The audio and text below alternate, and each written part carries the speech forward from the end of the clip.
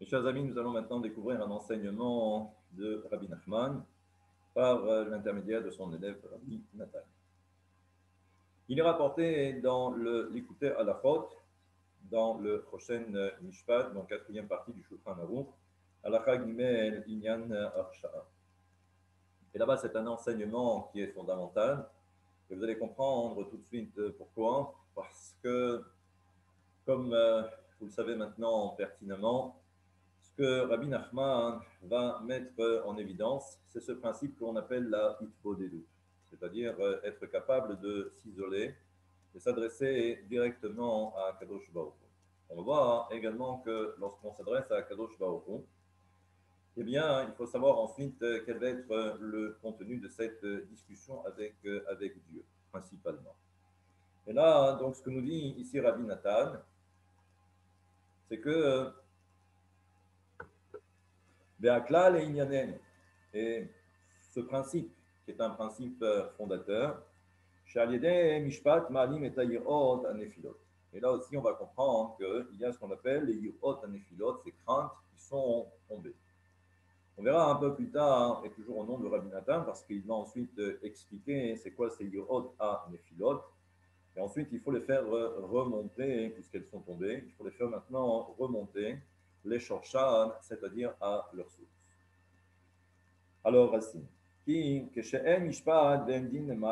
là, c'est un principe, encore une fois, qui est fondamental.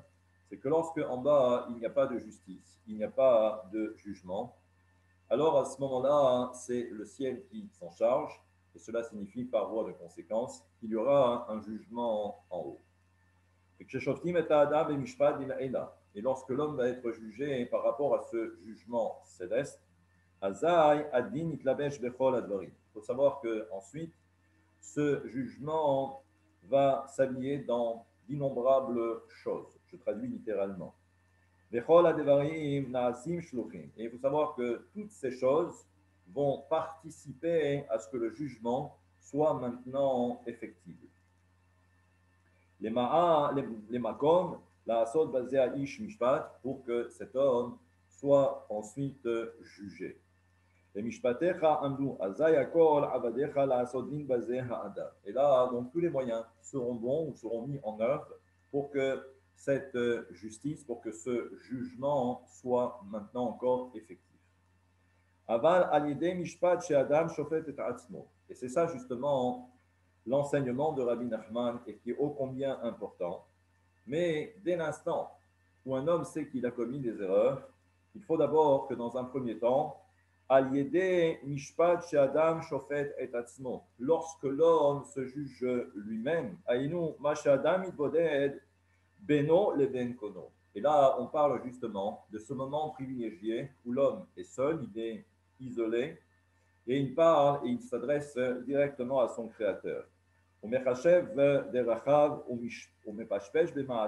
c'est justement pendant cette discussion, pendant ce moment privilégié, où l'homme va maintenant essayer de se voir ensuite quels sont les véritables chemins à emprunter et également comment essayer les pashpesh be ma'ashav, c'est-à-dire d'affiner et de regarder un petit peu, de rentrer dans le détail au niveau de ses actions, c'est-à-dire ce que l'homme a accompli durant sa vie, ou du moins pendant une certaine période. Beshofet, Vedan et Tatsmo. Et à ce moment-là, on va voir que l'homme eh bien, va être capable de se juger soi-même.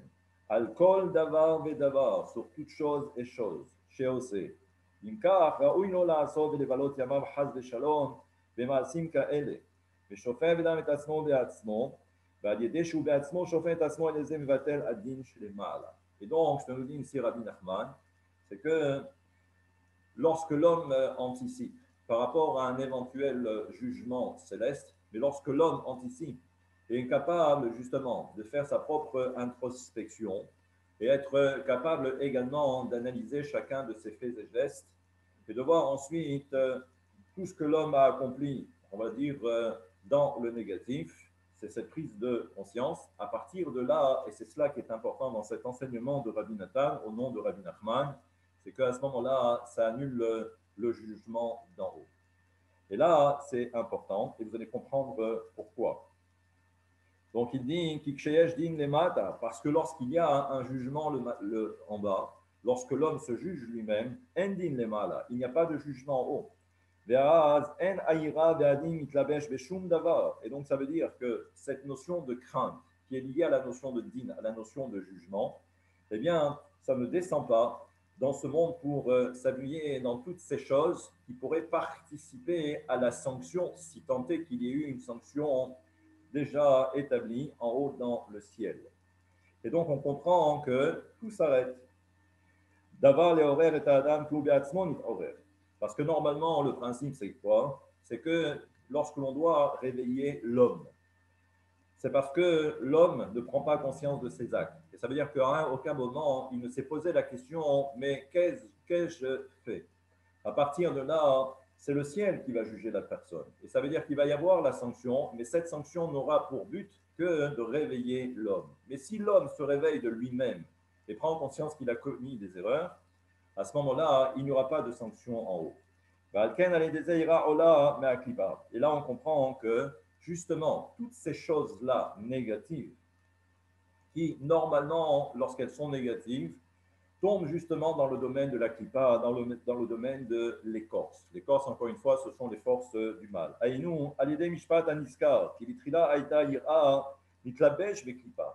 Parce que cette ira dont on a parlé au tout début est tombée dans le domaine de la klipa.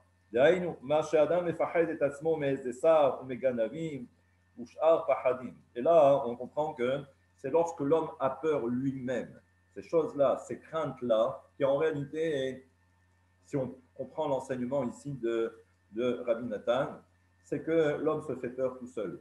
Et ça veut dire qu'il a peur, et les exemples qui sont donnés ici par Rabbi Nathan, c'est on a peur d'un représentant, on va dire, de l'État, Sar ou Meganavim, où on a peur des voleurs, et il y a d'innombrables craintes.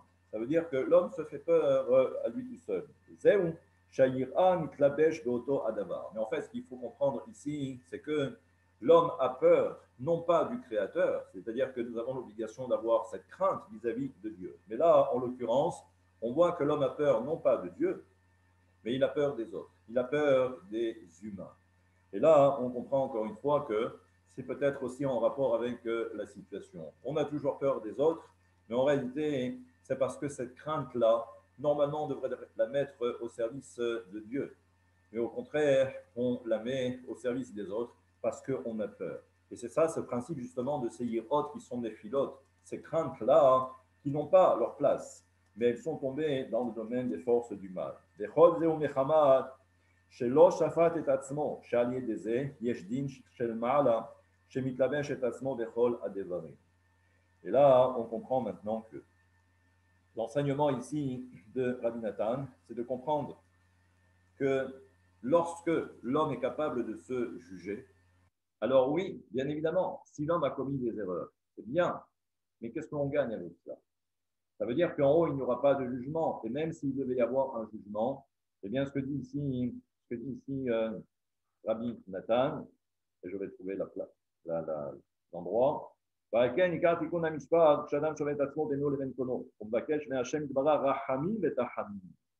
Et là, donc on comprend que lorsque je prends conscience que j'ai fauté, à ce moment-là, je me juge moi-même. Mais ça veut dire aussi que lorsque je vais me juger moi-même, on va demander à Kadosh Baruch Hu qu'il soit miséricordieux, parce que c'est le principe même. Lorsqu'on s'adresse à Akadosh Baruch Hu, et on sait que Akadosh Baruch Hu, il est Rahum Vechanoun, que Akadosh Baruch Hu, il est miséricordieux, que Akadosh Baruch Hu, il est clément. Eh bien, lorsque je prends conscience de mes fautes, et que normalement, je devrais mériter une sanction, je demande à Akadosh Baruch Hu d'être miséricordieux. C'est-à-dire que même si la sanction devait avoir lieu, on demande la Rahamim, on demande à Akadosh Baruch Hu d'être clément. Chez Yakal, Me'ala, Mishpatav. On demande à Akadosh Baruch Hu d'alléger la sanction.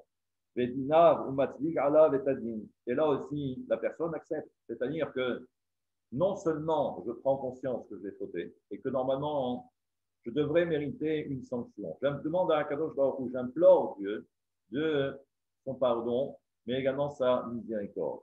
À partir de là, il faut également que la personne accepte ce qui va arriver du ciel. Et ça, c'est ce qu'on appelle, donc il dit que Vedina ou Matzdik ala Vetadin. C'est-à-dire que j'accepte. Ça, c'est le passage que nous récitons. Nous savons que Akadosh Baruch Hu, il est tzaddik, que Akadosh Baruch Hu, il est juste, et qu'à partir de là, tout ce qui doit arriver arrivera. Et là, on demande, Lecha Hashem Atzedaka. On demande à Akadosh Baruch Hu la tzedaka. Velanu Boshen Tapanim. C'est dans les Taharonim que nous récitons, où là-bas, on prend conscience que c'est une réalité. Mais on demande à Akadosh Baruch Hu d'être clément. Et Az, que chez Shofet et Tatzmo, ואין עדין שלמעלה צריך להתלבש את עצמו בשאר הדברים, אזי אין להם שום יניקה כלל, ואז השם ירח שופט אותו ברחמים לחמלה וחנינה. Et là, on comprend donc que Akadosh Baruch Hu va être miséricordieux. אבל כשאין שופט עצמו, אזי יש דין למעלה, ואז חס ושלום הדין מתלבש בשאר הדברים ונותנים מלמעלה כוח והרשעה, למי שנותנים שיעשה בו משפט כתוב. Et là, on comprend. Donc, c'est pour ça que lorsque l'homme n'accepte pas en quelque sorte la sanction, c'est-à-dire qu'il n'y a même pas cette remise en question de l'individu, il y a jugement en haut. Et ensuite, eh bien, on voit que tous les moyens seront bons pour que la sanction puisse s'établir ici. Et quand je dis dans toutes ces choses, à vous à comprendre que ce soit sur le plan matériel, que ce soit au niveau médical, et là, on comprend que de toutes les façons, la sanction arrivera tôt ou tard. Maintenant, donc il vaut mieux prévenir que guérir, et il vaut mieux, si la personne a conscience de ses erreurs, de s'arrêter quelques instants et de parler avec Akadosh Baruch Hu, de reconnaître ses torts, et à partir de là, la sanction sera, eh bien, on va dire, moins grande. Voilà l'enseignement de Rabbi Nathan. On verra la suite des Bezrat Hashem pendant cette période justement de Ben Hametzarim dans laquelle nous allons commencer dans quelques semaines, dans cette période de Ben Hametzarim où justement, malheureusement, on assistera à la destruction du Beth Amikdash. Et là, ce que nous dira Rabbi Nathan, c'est que justement, s'il y a eu le Beth Amikdash qui a été détruit, c'est parce qu'il n'y avait plus de din et il n'y avait plus de mishpat. Il n'y avait plus aucune justice, il n'y avait plus aucun jugement. C'est pourquoi le Beth Amikdash a été détruit. Et là, on verra, on rentrera ensuite dans le détail pourquoi les 3 semaines, mais ça, c'est ce qu'on verra un peu plus tard. À bientôt.